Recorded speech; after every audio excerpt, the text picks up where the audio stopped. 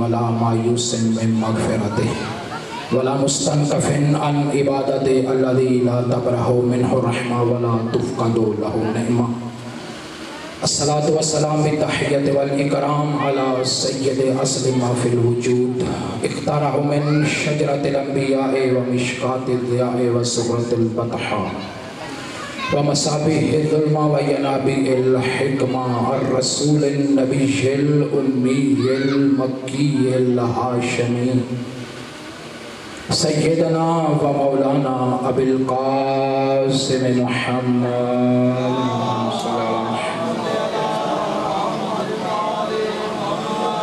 وعلى أهل بيته الطيبين الطاهرين المعصومين المنتجبين المظلومين المهديين. أما بعد قال الحكيم بسم الله الرحمن الرحيم ثم أورثنا الكتاب الذين اصطفينا من عبادنا صلوات الله.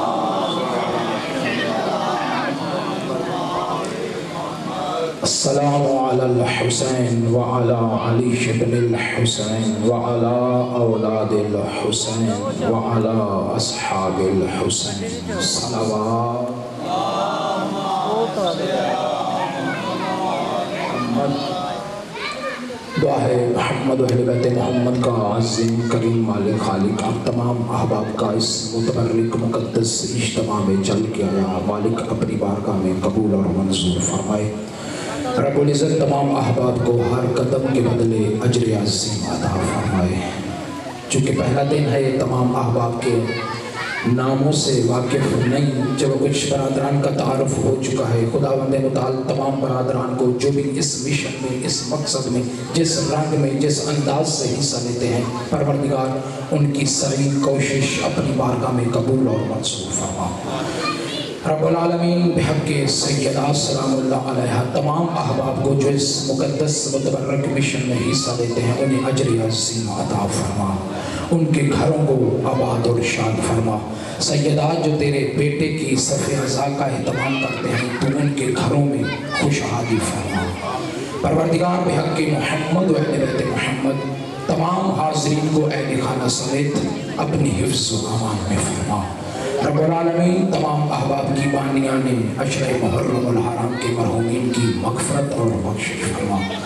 پاک پروردگار ہمارے وقت کے ایمان کے ظہور میں تاجیل فرما. دعاؤں کی قبولیت کے لیے گناہوں کی مغفرت اور بخشش کے لیے مجلس اعضاء کی روحانیت کے لیے ظہور ایمان کی تاجیل کے لیے بلند تر صلوات.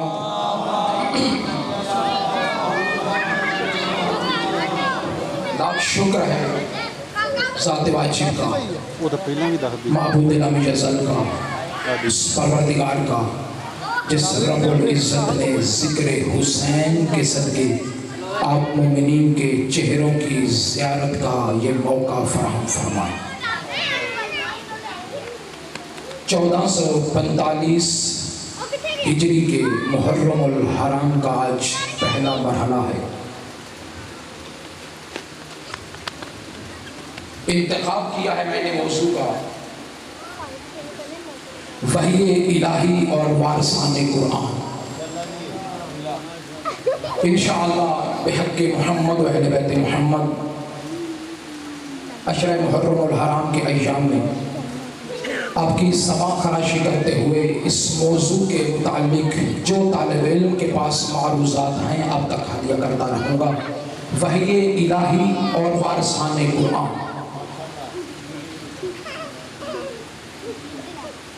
سورہ فاتر 22واں پارہ آیت کا نمبر ہے 32. ارشاد رب العزت ثم اورثنا الکتاب الذین اصطفینا من عبادنا. اللہ کہہ رہا ہے کہ ہم نے اپنی کتاب کے وارث منتخب کیے الذین اصطفینا جن کو ہم نے چنا من عبادنا اپنے بندوں میں سے. پھر اس آیت کا ترجمہ سماعت فرمائیں. ثم اورثنا الکتاب، اللہ کہہ رہے ہم نے اس کتاب کے وارث بنائے، ہم نے الذین اصطفینا، جن کو ہم نے چنا منتخب کیا، من عبادنا، اپنے بندوں میں سے۔ میں مثال دوں بات آسان ہو جائے، میں کہوں کہ مجمع میں سے کچھ بندے میرے پاس آ جائیں، اس کا مطلب ہے سارا مجمع نہیں، کچھ بندے ہیں۔ من عبادنا، علم نحو میں من بعضیت کے لیے آتا ہے، اپنے تمام بندوں نہیں، کچھ بندوں کو وارث بنایا، سب کو وارث نہیں۔ من عبادنا، اپنے بندوں میں سے جن کو ہم نے چنا انہیں وارث بنایا۔ اسی موضوع کے مطابق گفتگو ہوتی رہے گی اور آپ میرا ساتھ دیں گے تو کچھ آگے بڑھ سکے گا، کیونکہ یہ ہمارے اور عرب معاشرے میں تھوڑا سا خطابت کا فرق ہے۔ ہمارے معاشرے میں خطیب ذاکر وائز خطاب کر رہا ہو، مجمع خاموشی سے سماعت فرمائے، خطیب پریشان ہو جاتے ہیں کہ شاید میری گفتگو سروں کے اوپر سے گزر رہی ہے۔ عرب معاشرے کا دستور کچھ مختلف ہے، وہاں خطیب کے سامنے اگر مجمع بولنے ہیں، خطیب پریشان ہو جاتا ہے کہ اس مجمع کو ہو گیا، تو لہٰذا ہمیں پڑھانا آپ نے، چونکہ ذاکر کا کام ہے شعر سے، نثر سے، قصیدے سے، توڑے سے، بند سے مدحت محمد و آل محمد کو بیان کرنا۔ خطیب طالب علم کا کام ہوتا ہے قرآن اور حدیث سے آل محمد کی مدحت کو ثابت کرنا۔ عزیزان کرام قدر، اللہ رب العزت کا ارشاد ہے کہ ہم نے قرآن کے وارث چن لیے، جن کو اپنے بندوں میں سے ہم نے چنا، وہی قرآن کے ہیں وارث۔ اب میں مثال کے ذریعے آسان کر دوں کیونکہ پہلا دن ہے اور احباب بھی ابھی تشریف لا رہے ہیں اور مل جائے۔ میرے ذہن میں بالکل یہ قطعاً نہیں کہ مجمع تھوڑا ہے یا زیادہ ہے، مجھے اس سے غرض نہیں۔ محمد و اہل بیت محمد کی مدحت کو بیان کرنے کے لیے مجمع کا تھوڑا زیادہ ہونا شرط نہیں۔ اگر انسان اس دنیا سے جائے، غالب انسان معاشرہ ہے، نظام پروردگار ہے، جو انسان اس دنیا سے جاتا ہے پیچھے جائیداد چھوڑ رہا ہے، اولاد بھی چھوڑ رہا ہے۔ اولاد ہوتی ہے اس کی چھوڑی ہوئی جائیداد کی وارث، وہ جائیداد ہوتی ہے ورثہ۔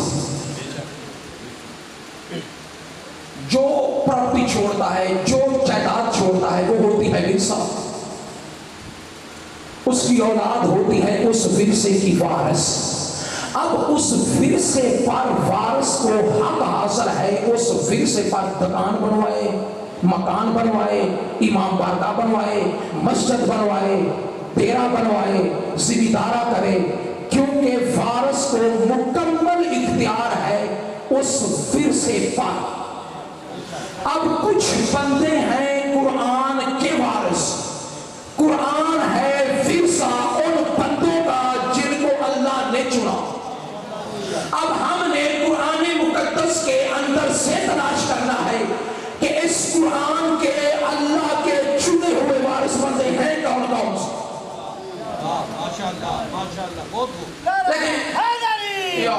لیکن سلامت رکھیے آپ کو، خدا اجر عظیم عطا فرمائے۔ عزیزان کرام قدر، اچھا اس ایک آیت میں 3 مرتبہ رب العزت میں روک رہا ہوں، پھر اس آیت کا ترجمہ سماعت فرمائیں اور ایک علمی گتھی سلجھانے کا رہا۔ ثم اورثنا، ہم نے وارث بنایا، توجہ، ثم اورثنا، اللہ کہہ رہے ہیں ہم نے وارث بنایا۔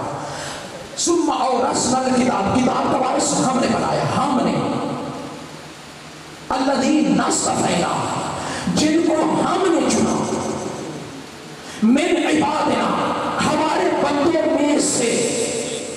آیت کا ایک ٹکڑا ہے، مکمل آیت نہیں، 3 مرتبہ رب العزت نے اس آیت میں کہا ہم نے، ہم نے۔ اب سوال یہ ہے کتنے ہیں وہ، پھر ہم کیوں؟ اب قرآن کی ایک آیت نہیں، سینکڑوں ایسی آیتیں ہیں جس میں رب العزت بار بار کہتا ہے ہم نے، ہم نے، ہم نے۔ آج یہ میں چھوٹی سی علمی گتھی سلجھا کے آپ کی زحمتیں ختم کروں گا، بار بار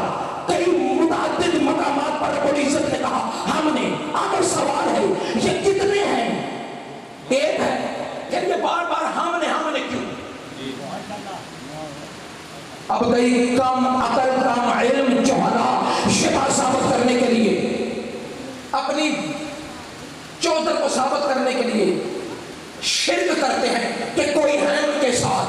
اب سنیے گا جو مفسرین نے محنت کر کے خزانے ہمارے حوالے کیے، وہ کیا فرماتے ہیں کہ رب العزت قرآن مقدس میں ہم کیوں کہتا ہے؟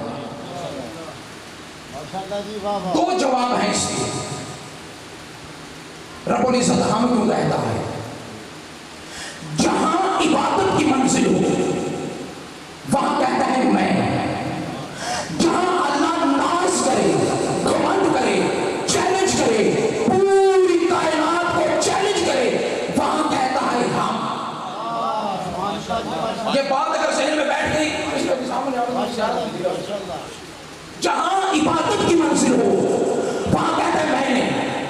وَمَا خَلَقْتُ الْجِنَّ وَالْإِنسَ إِلَّا لِيَعْبُدُونِ، اللہ کہتا ہے میں نے جنوں اور انسانوں کو خلق ہی عبادت کے لیے کیا ہے۔ اگر عبادت کی منزل پر ہم کہہ دیں تو پھر سوال ذہن میں آئے گا کتنے ہیں وہ جن کی عبادت کرنی ہے؟ اس لیے عبادت کی منزل ہو کہتا ہے میری عبادت ہے، جہاں ناز کرے وہاں کہتا ہے ہم نے۔ وَأَنزَلْنَا مِنَ السَّمَاءِ مَاءً طَهُورًا، اللہ کہتا ہے ہم نے آسمانوں سے پاک و پاکیزہ پانی کو برسایا۔ چیلنج ہے، تم برسا سکتے ہو تو برسا کے دکھاؤ۔ چیلنج ہے۔ اِنَّا أَنزَلْنَاهُ فِي لَيْلَةِ الْقَدْرِ، چیلنج کی منزل ہے۔ ہم نے قرآن کو نازل کیا۔ کئی بدبخت کہتے تھے مصطفیٰ کی اپنی کتاب ہے، اللہ کہتا ہے ہم نے نازل کیا ہے، تم کر سکتے ہو تو کر کے دکھاؤ۔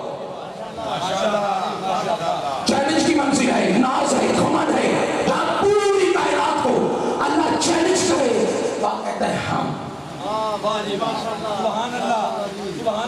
اور مثال دو، اِنَّا أَعْطَيْنَاكَ الْكَوْثَرَ، حبیب ہم نے آپ کو کوثر عطا کی ہے۔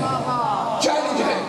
کچھ بدبخت کہہ رہے تھے نا محمد علیہ السلام ابتر ہو گیا ہے، ابتر ہو گیا ہے، اللہ نے کہا میرا رسول، اچھا ہم گفتگو کے دوران بے تکی بات نہیں کرتے، جو عقلوں کا خالق مالک ہو وہ بے تکی بات کیسے کر سکتا ہے؟ اب ترجمہ یہ کرتے ہیں اِنَّا پوسے سجدہ میں اِنَّا أَعْطَيْنَاكَ الْكَوْثَرَ، حبیب ہم نے آپ کو نہر دی، ہم نے آپ کو درخت دیا۔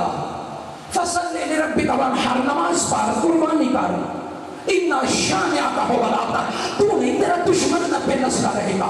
یعنی اللہ دے رہا ہے رسول کو نہر، جواب میں اللہ کہہ رہا ہے تیرا دشمن پہ نسلہ رہے گا۔ یہ بات پہلی دوسری سے مل نہیں رہی، یعنی اللہ کی گفتگو کو کیا کہہ رہے ہیں کہ نہیں پہلے کہا نہر دوں گا، مختلف تفسیریں ہیں، کوئی کہہ رہا ہے دریا دوں گا، کوئی کہہ رہا ہے سمندر دوں گا، لیکن ابن اسیر بہت بڑا مورخ ہے، برادران اہل سنت کا، تفسیر ابن کثیر، فخر الدین رازی، وہ کہتا ہے کہ اس آیت کے سیاق سباق کو دیکھا جائے تو ترجمہ یہ بنتا ہے اللہ نے کہا میرا رسول میں تجھے نسل کثیر دے رہا ہوں جو قیامت تک چلے گی۔ اب تو نہیں، تیرا دشمن پہ نسلہ رہے گا۔ اسی لیے قیامت تک درود میں محمد کے ساتھ آل کو رکھا کہ جب تک محمد اور آل پر درود بھیجا جاتا رہے گا اب تریت کا دانہ ان کے منہ پہ لگتا رہے گا کہ میرا رسول تو نہیں، تیرا دشمن پہ نسلہ ہے، ہم نے تجھے اولاد کثیر عطا کی جو قیامت تک چلے گا۔ تو یہ نا ہم نے استفینا عربی زبان میں جمع متکلم کا صیغہ ہے۔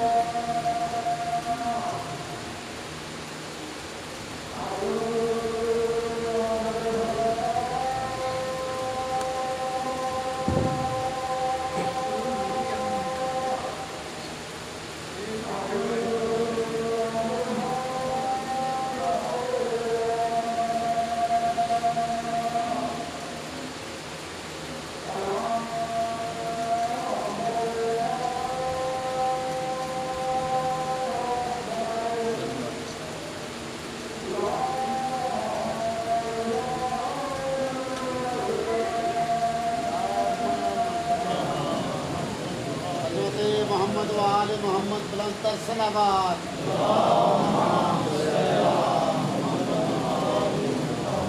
عزیزان جواب ذہن میں نقش ہو جانا چاہیے کہ جہاں اللہ کو عبادت مطلوب ہو وہاں واحد کا صیغہ استعمال کرتا ہے میں، جہاں پوری کائنات کو چیلنج کرے وہاں کہتا ہے ہم۔ ثم اورثنا الکتاب الذین اصطفینا من عبادنا، اللہ کہہ رہے ہم نے اس قرآن کے وارث بنائے۔ کئی اٹھیں گے جو اس قرآن کا وارث ہونے کا دعویٰ کریں گے، ہم وارث بنائیں گے اپنے بندوں میں سے جن کو ہم نے مصطفیٰ بنایا، ان کو اس قرآن کا وارث منتخب کیا۔ اب قرآن کا وارث کون ہے؟ یہی وجہ ہے کہ حسین علیہ السلام نے کربلا جاتے ہوئے یزید کی آنکھوں میں آنکھیں ڈال کے کہا تھا، یزید تیرے ساتھ حافظ قرآن ہے، میرے ساتھ وارث قرآن ہے۔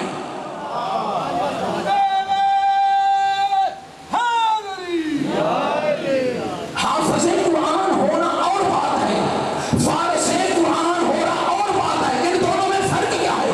حافظ قرآن، توجہ رکھیے، فرق بتانے لگا ہوں۔ حافظ قرآن یزید کے ساتھ تھے، وارثان قرآن حسین کے ساتھ تھے۔ ان میں فرق کیا ہے؟ حافظ قرآن یزید کی بیعت کر سکتا ہے، وارث قرآن یزید کی بیعت نہیں کر سکتا۔ اسی لیے کہ یزید تیرے ساتھ۔ حسینیت زندہ باد، حسینیت زندہ باد، یزیدیت زندہ باد، یزیدیت زندہ باد، نعرہ حیدری۔ عزیزان قرآن ہے ورثہ، اللہ کے چنے ہوئے بندے ہیں اس کے وارث۔ اب قرآن سے تلاش کریں گے کہ وہ اللہ کے چنے ہوئے بندے ہیں کون سے۔ نہ روایت نہ حدیث، قرآن کی آیت سے پالنے والے جن کو تو نے چنا ہے، اس کتاب کا وارث بنایا ہے، وہ کون ہے؟ عزیزان ورثے اور وارث کا ذکر رکھیے گا۔ وحی الہی، وارثان قرآن، عنوان ہے اشرے کا۔ یہی فرق ہے۔ آدم رب العزت نے آدم نبی کو حکم دے، قلنا یا آدم اسکن انت و زوجک الجنہ، آدم میاں بیوی جنت میں سکونت اختیار کرو۔ جب تک اللہ کا حکم نہیں آیا آدم جنت میں نہیں گئے۔ نوح نبی کو پتا ہے کہ میں نے کشتی بنانی ہے، لیکن انتظار ہے کہ حکم پروردگار آئے، آواز توحید آئی وحی الہی کی شکل میں۔ وحی الہی وارثان قرآن، ذہن رکھیے گا، وحی الہی کے ذریعے حکم آیا، وَاصْنَعِ الْفُلْكَ بِأَعْيُنِنَا وَوَحْيِنَا۔ نوح ہماری آنکھوں کے سامنے اور ہماری وحی کے ذریعے سے کشتی تیار کرو۔ جب تک وحی نہیں آئی ایک میخ نہیں لگائی۔ ابراہیم نبی کو پتا ہے میں نے امتحان دینا ہے، بیٹے کے گلے پہ چھری چلانی ہے، انتظار ہے وحی الہی آئے، میں فیل انجام دوں۔ وحی الہی زینت بنی قرآن، قال یا بنی انی اری فی المنام، اے میرے بیٹے میں نے خواب میں دیکھا ہے تیرے گلے پہ چھری چلا رہا ہوں، فانظر ماذا تری، کیا دیکھتا ہے تو؟ بیٹے نے کہا پاپا جیسا دیکھا ہے کر گزری۔ اچھا یہاں پھر رکیے گا، علامہ علی اکبر راوندی، کتاب کا نام ہے حیات الحیوانات، 10 جلدوں میں ہے۔ انہوں نے یہ وجہ اور علت لکھی ہے۔ کہتے ہیں کہ چھری بولتی تھی، چھری بولتی تھی۔ ابھی یہ پچھلے دنوں ہی تو عید گزری ہے جو یاد منائی ہے ابراہیم نبی کی۔ 3 مرتبہ ابراہیم نبی نے چھری رکھی بیٹے کے گلے پہ، پہلی مرتبہ چلائی، چھری کا رخ پھر گیا، پھر سینہ کر کے چلائی، پھر گیا، تیسری مرتبہ پھر چلائی، پھر گیا۔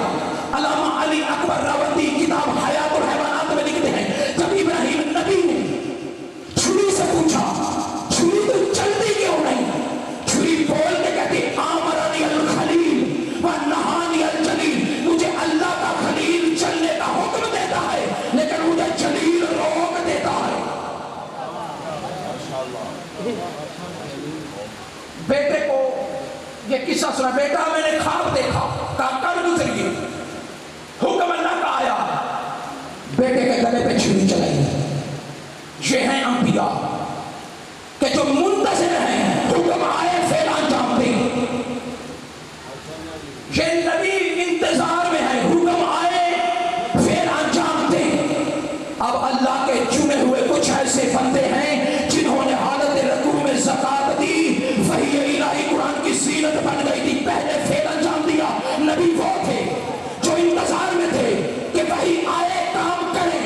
یہاں فارس قرآن وہ ہے کہ جو کام کرے وہی انتظار کرتی ہے کہ کام کرے میں قرآن کی زینت بن جاؤں۔ ابھی حکم قرآن نہیں، فارس نے فعل انجام دیا، حالت رکوع میں زکات دی، آیت قرآن کی زینت بن گئی۔ انما ولیکم اللہ ورسولہ والذین آمنوا الذین یقیمون الصلاۃ ویؤتون الزکاۃ وهم راکعون۔ یہ وارث ہے جس نے فعل انجام دیا، آیت قرآن کی زینت بن گئی۔ یہی وارث ہے جس نے مسند رسول پہ سو کے نبی کی جان کو بچایا تھا، یا حکم پروردگار آ گیا تھا، یا ایھا الناس ومن الناس من یشری نفسہ ابتغاء مرضات اللہ۔ کچھ ایسے ہیں جنہوں نے بستر پہ سو کے اللہ کی مرضیاں خرید لی۔ یہ وارث ہی ہے، میدان جنگ میں گیا تو آواز توحید قرآن کی شکل میں آ گئی، کأنہم بنیان مرصوص۔ یہ وارث ہی ہے کہ جب میدان مباہلہ میں گئے، آیت قرآن کی زینت بن گئی، فَقُلْ تَعَالَوْا نَدْعُوا أَبْنَاءَنَا وَأَبْنَاءَكُمْ وَنِسَاءَنَا وَنِسَاءَكُمْ وَأَنفُسَنَا وَأَنفُسَكُمْ ثُمَّ نَبْتَهِلْ فَنَجْعَلْ لَعْنَتَ اللَّهِ عَلَى الْقَوْمِ الْكَاذِبِينَ۔ کچھ ایسے ہیں جن کو ہم نے چنا، اس قرآن کا وارث بنایا، جو انتظار میں ہو حکم خدا آئے، وہ اور ہیں حکم پروردگار جن کا منتظر ہو، وہ ہیں وارثان قرآن۔ چلو رکیے گا، پیغمبر اسلام پر قرآن نازل ہوا، رسول مکے میں قرآن نازل ہوا، رسول مدینے میں قرآن نازل ہوا، رسول میدان میں قرآن نازل ہوا، رسول غار میں قرآن نازل ہوا، رسول مسند پر قرآن نازل ہوا، نبی منبر پر قرآن نازل ہوا۔ مجھے ذرا بول کے جواب دیجیے گا، کبھی بھی جبریل نے حکم دیا ہو تاریخ کی کسی پھٹی پرانی کتاب سے کوئی مورخ ثابت کر دے، جبریل نے کبھی بھی نبی کو کہا ہو یا رسول اللہ آئیے قرآن لے جائیے؟ جب بھی قرآن نازل ہوا اللہ نے کہا جبریل جاؤ مصطفیٰ کے پاس، یہ آیت لے جاؤ، یہ آیت لے جاؤ، یہ آیت لے جاؤ۔ نبی جہاں بھی ہیں جبریل وہاں ہے، نبی جہاں ہیں جس حالت میں ہیں جبریل نبیوں کے سلطان کے پاس۔ یہ ہے ورثہ۔ اب دیکھیے گا وارث کون ہے، یعنی جہاں نبی جس حالت میں نبی، جبریل قرآن لے کے نبیوں کے سلطان کے پاس، ایک مرتبہ بھی نبی قرآن لینے کے لیے نہیں گئے۔ قرآن ہے ورثہ اور کچھ ہے اس کے وارث۔ اب دیکھتے ہیں قرآن مقدس کے اندر سے کہ وارث ہے کون، یعنی سامد قرآن جب بھی آیا نبی کے پاس چل کے آیا، 13 رجب کو ناطق کے قرآن اللہ کے گھر میں آیا، 16 رجب کو نبی چل کے لینے کے لیے گیا۔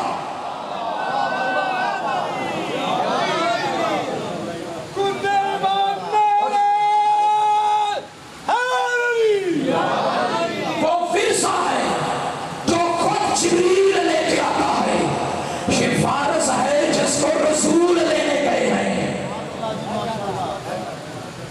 اچھا قرآن مقدس جب بھی رسول پر نازل ہوا، نبی نے لکھا، جب بھی نازل ہوا لکھ لی آیت، بیٹھے ہیں تو لکھ لی، لیٹے ہیں تو لکھ لی، منبر پر ہیں تو لکھ لی، میدان جنگ میں ہیں تو لکھ لی، اصحاب کے درمیان میں ہیں تو لکھ لی، جس حالت میں ہیں، جہاں ہیں، جیسے ہیں، آیت جب آئی لکھ لی۔ نشاندہی کرنے جا رہا ہوں کہ وارثان قرآن کون ہے؟ قرآن ورثہ ہے، کچھ اللہ کے چنے ہوئے بندے ہیں اس قرآن کے وارث۔ اب وہ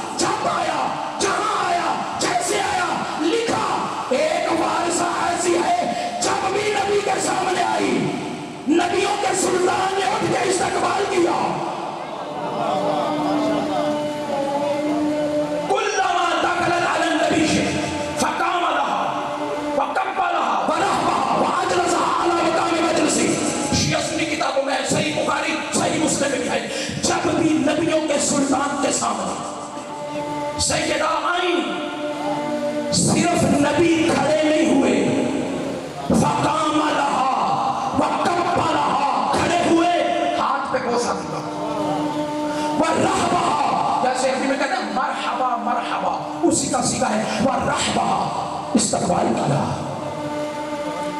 وَأَجْلَسَهَا، سیدہ کو بٹھایا، کہاں؟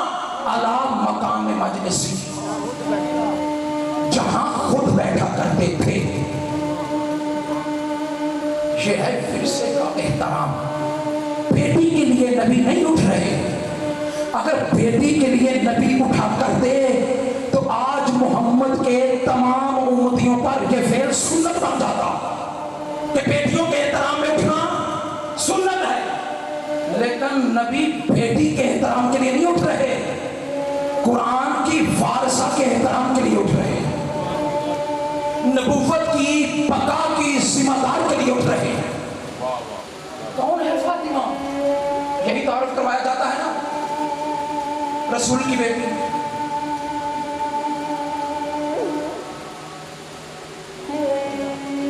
جناب خدیجہ الکبریٰ کی بیٹی، حسنین کی ماں، علی کی زوجہ۔ یہ تو اسلامیات کی کتابوں میں بھی موجود ہے۔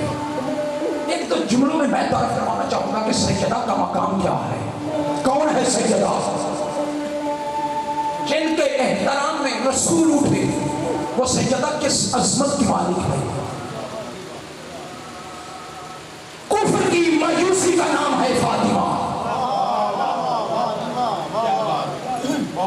نظام مصطفیٰ کو آگے بڑھانے والی کا نام ہے فاطمہ، دین کی بقا کا نام ہے فاطمہ، نظام مصطفیٰ کو زندہ رکھنے والی کا نام ہے فاطمہ، احیاء نظام مصطفیٰ کے ذمہ دار کا نام ہے فاطمہ۔ تم نے سیدہ کا تعارف پڑھا اسلامیات کی کتابوں میں، ذرا قرآن سے پڑھو کون ہے سیدہ۔ نسل رسول کی بقا کا نام ہے فاطمہ، محمد مصطفیٰ کے نظام کو آگے بڑھانے والی کا نام ہے فاطمہ۔ ایسے ہی رسول سیدہ کے استقبال کے لیے کھڑے نہیں ہو رہے۔ پہلا دن وقت کا تقاضا ہے، چونکہ آپ کو پہنچنا ہے، کل انشاءاللہ آپ بھی کوشش کیجیے گا کہ بار وقت صف اصحاب ہے۔ کتنے دنوں کا مہمان ہے زہرا کا لال، ایک روایت ہے کامل الزیارہ کی۔ آخر وجہ کیا ہے کہ جب محرم کا چاند طلوع ہوتا ہے، شیعہ گھروں میں صف اعزاز بچھانے کی تیاریاں شروع ہو جاتی ہیں، مائیں بچوں کو ذہنی طور پر تیار کرتی ہیں۔ راز کیا ہے؟ کامل الزیارہ کی روایت سما کر حکم پروردگار سے ایک فرشتہ اللہ کے حکم سے ایک فرشتہ آسمان سے نازل ہوتا ہے، خالی ہاتھ نہیں ہوتا،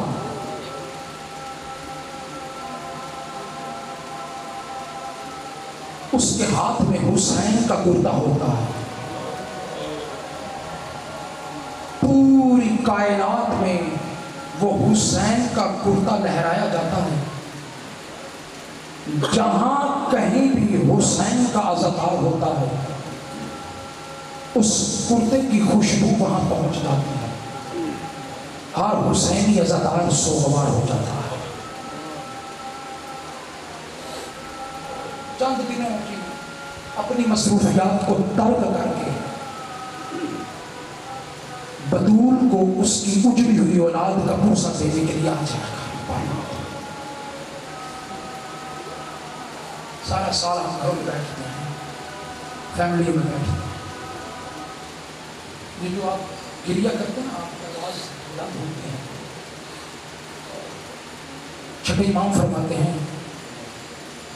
اللہ رب العزت آپ کے اس آنسو کے بدلے میں جنت سے کم چیز پر راضی نہیں ہوتا. اللہ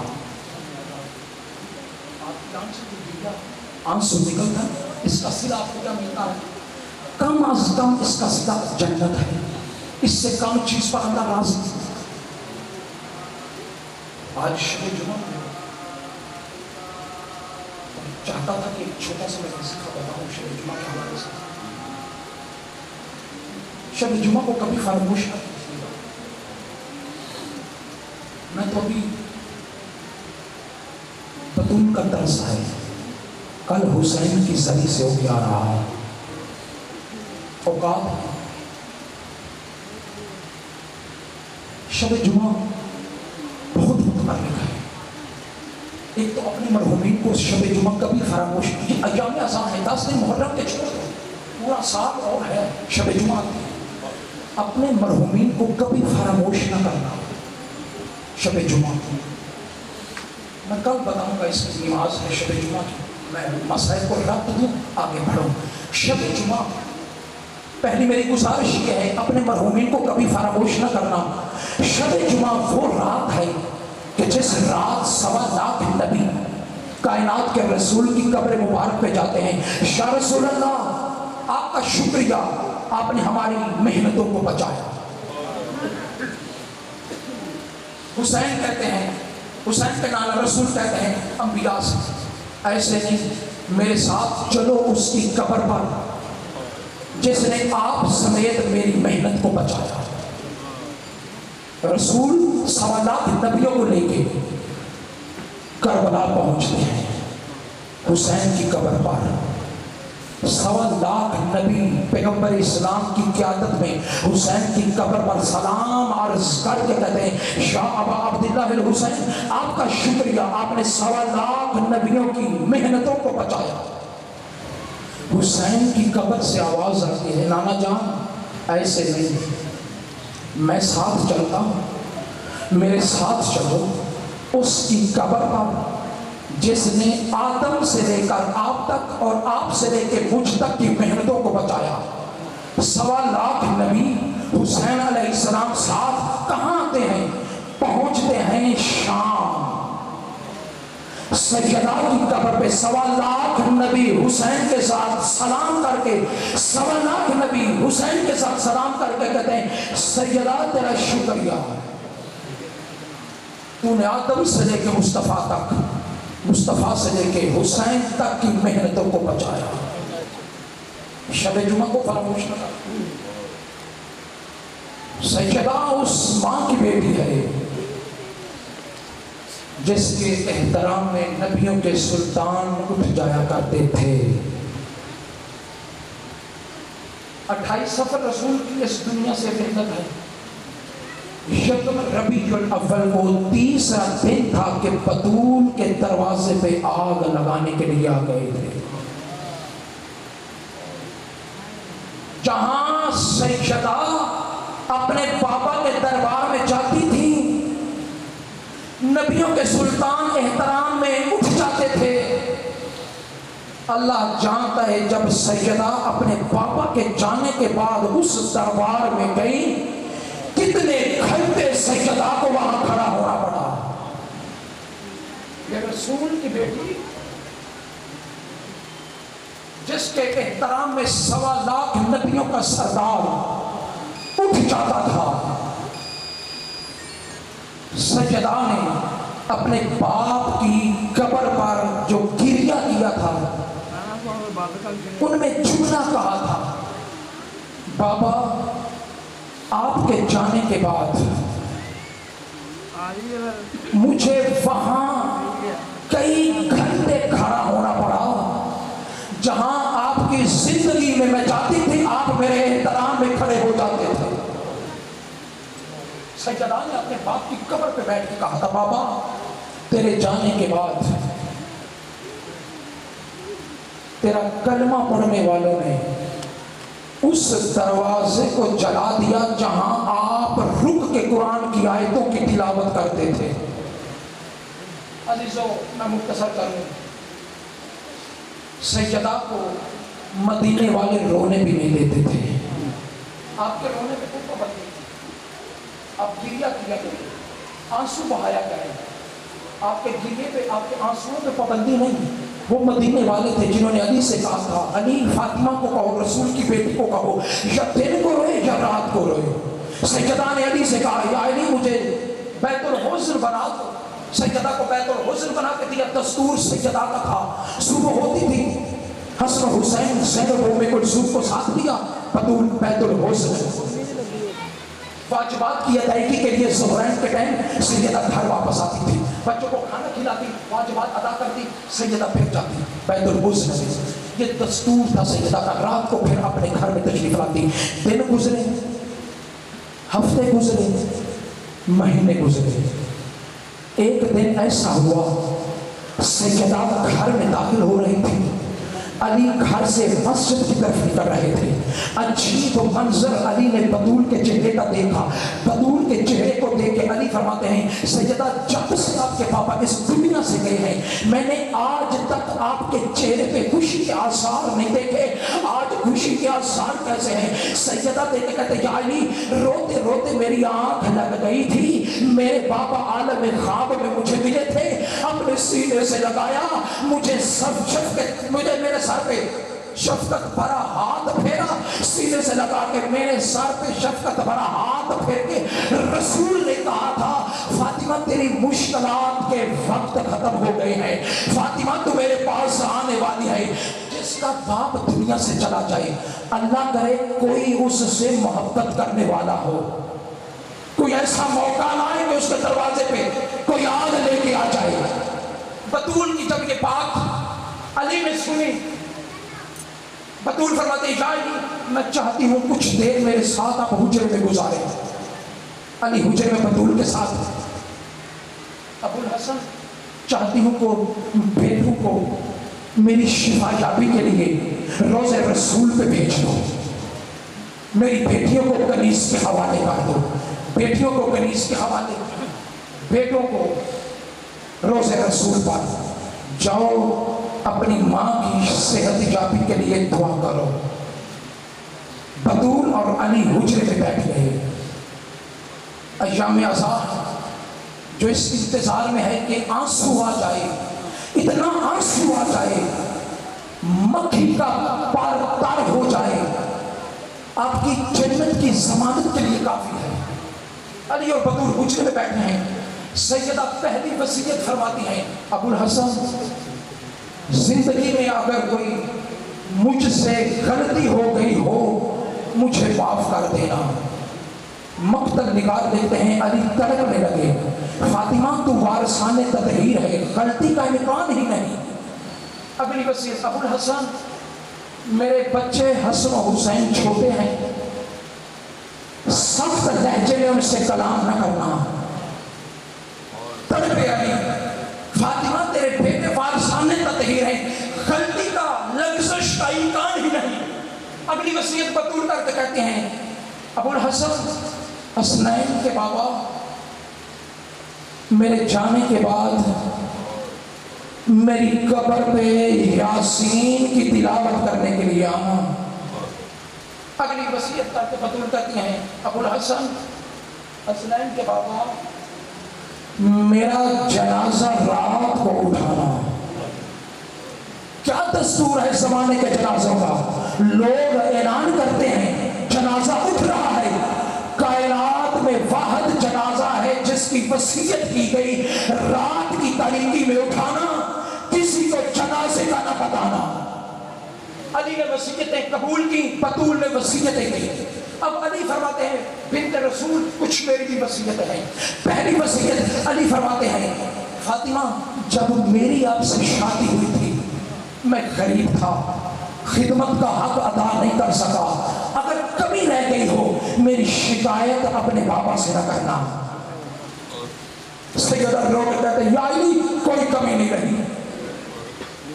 اگلی وصیت علی فرماتے ہیں یہ وصیتوں کی کتابیں بھری پڑی ہیں، یہ 3-4 وصیتیں نہیں، نہ علی کی سیدہ سے نہ سیدہ کی علی سے، بہت وصیتیں ہیں، معروف یہ 3-4 ہیں جو پڑھی جاتی ہیں۔ علی وصیت کر کے کہتے ہیں فاطمہ اپنے پاپا کو بتا دینا کہ آپ کی امت نے میرے ساتھ کیا سلوک کیا ہے۔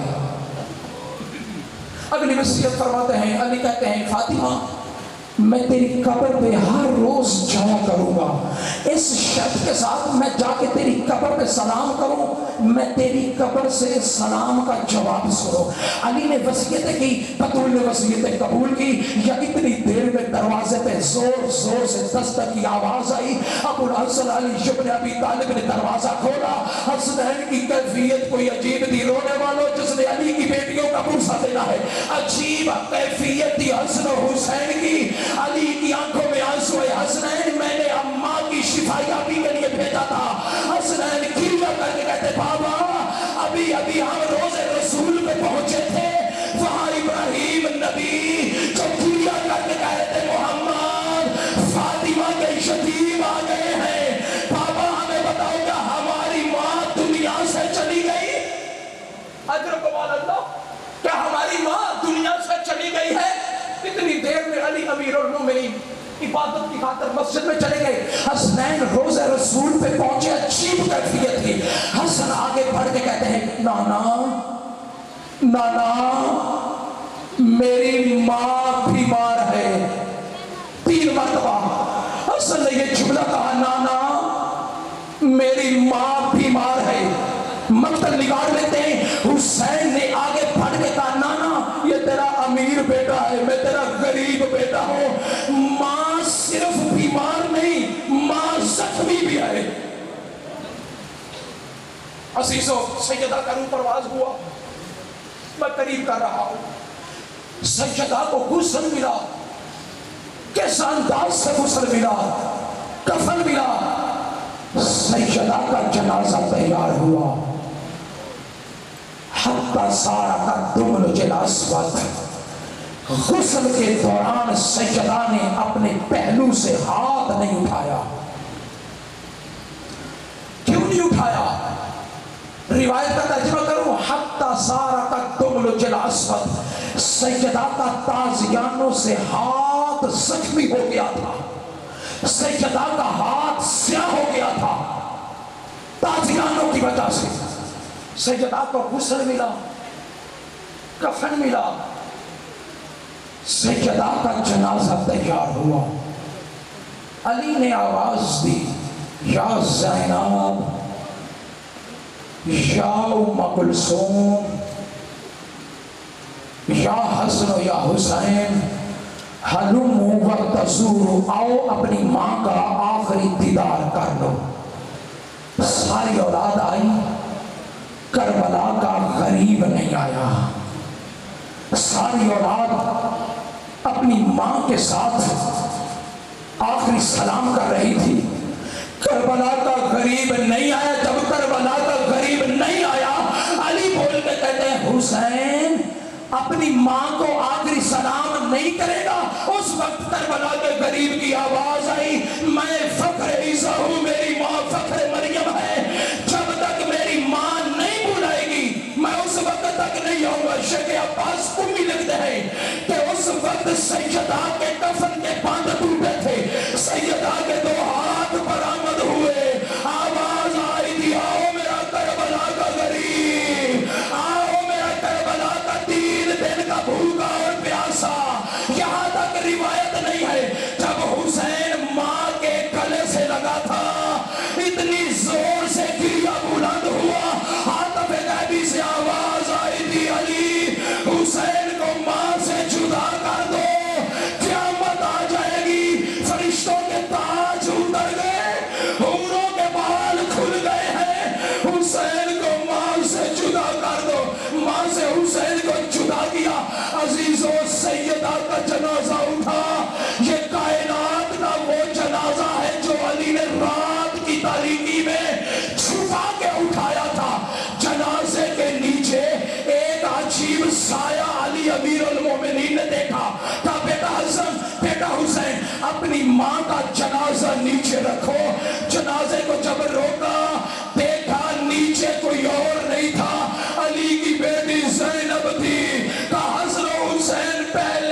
تمہاری بہن زینب کو گھر چھوڑ کے آؤ.